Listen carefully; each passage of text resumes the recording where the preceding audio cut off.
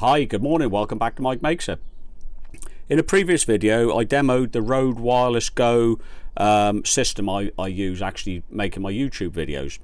Now whilst using this I discovered the receiver seems to have an undocumented feature. I certainly can't find any write-up about it anyhow, but you can see the display predominantly black with the different icons in there. Switch the device off with the on-off button surprisingly at the top, and the display will go. But if you hold the DB button and power up at the same time, now let go, you get a white display. Still got the same icons in there. Don't know if we can get this terribly clear for the camera. Background is white, the icons are exactly the same.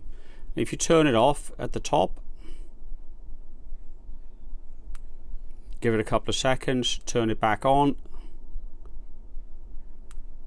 powers up normally but still with a white background. So we'll power off once more. Now hold the DB button again,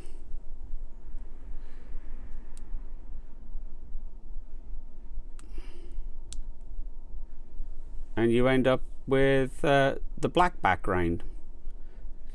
Don't make any difference to the usage whether it's white or black background. It's just interesting. I couldn't find any documentation on it, but yeah, if yours suddenly goes white like mine did because I must have accidentally held the DB button, that's what it is. So yeah, that's how you switch it on and off. Thanks for watching.